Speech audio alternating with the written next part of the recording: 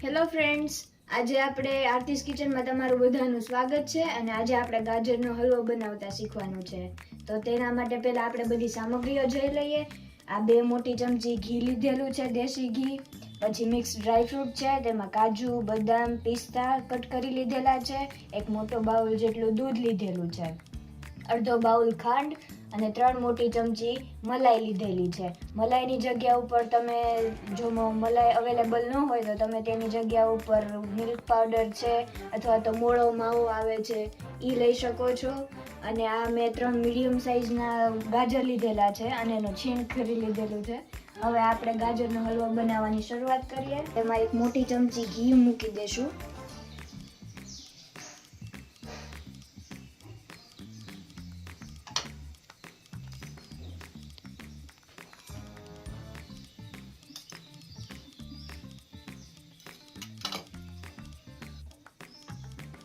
એ ગરમ થાય ત્યારબાદ આપણે તેમાં થોડા જે કાજુ બદામ ને પિસ્તા છે એને થોડા રોસ્ટ કરી લેશું.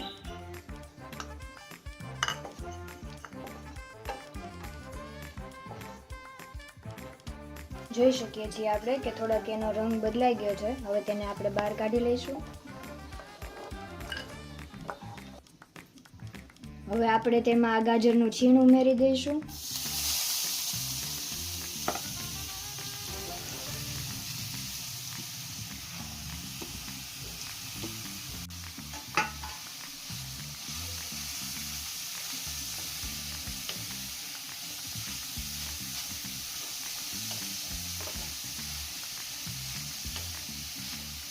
આપણને જોતા એવું લાગે કે થોડુંક ઘી ઓછું પડે છે તો થોડુંક ઉપરથી પાછું ઘી નાખી દેવાનું.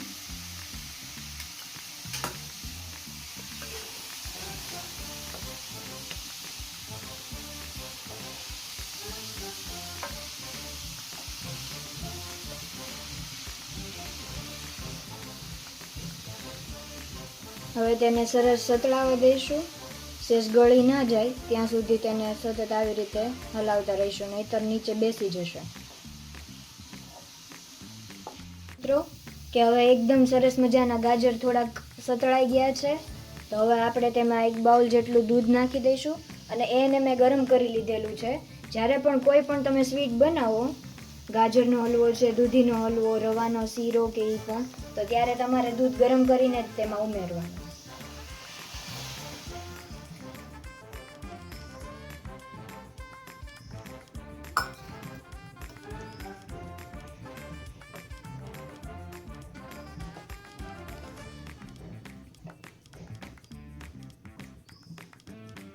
હવે આ બધું દૂધ ચૂસાઈ ના જાય તેમાં ત્યાં સુધી સતત હલાવતા રહેવું પડશે, નહીંતર નીચે બેસી જશે. સતત તેને હલાવતા રહેવો અને ધીમી આંચ ઉપર તેને ચડવા દેવો. હવે આપણે તેમાં અડધો બાઉલ જેટલી ખાંડ ઉમેરી દઈશું.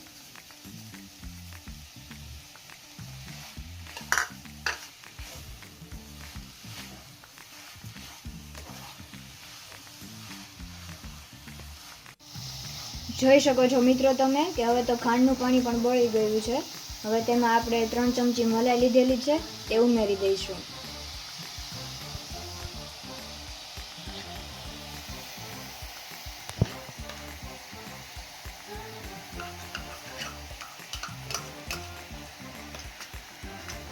તેને સરસ રીતે મિક્સ કરી લઈશું. હવે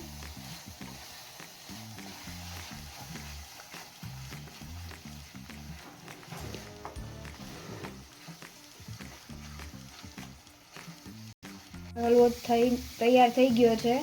તો હવે થોડું ઘી આપણે ઉમેરી દઈશું, જેના લીધે થોડીક શાઈન આવે.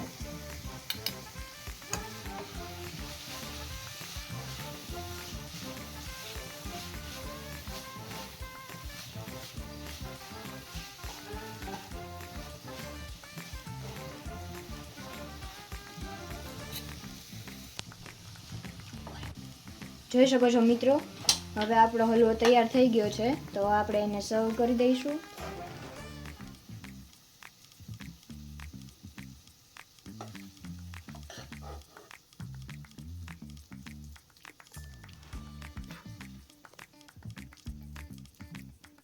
અને ઉપરથી આપણે આ રોસ્ટ કરેલા હતા એ કાજુ બદામ અને પિસ્તા ઉમેરી દઈશું ગાર્નિશિંગમાં.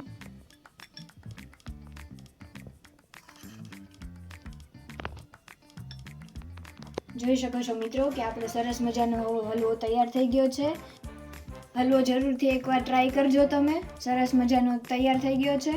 તો તમે આ વિડીયોને જોઈ લાઈક કરજો, શેર કરજો અને કોમેન્ટ કરજો.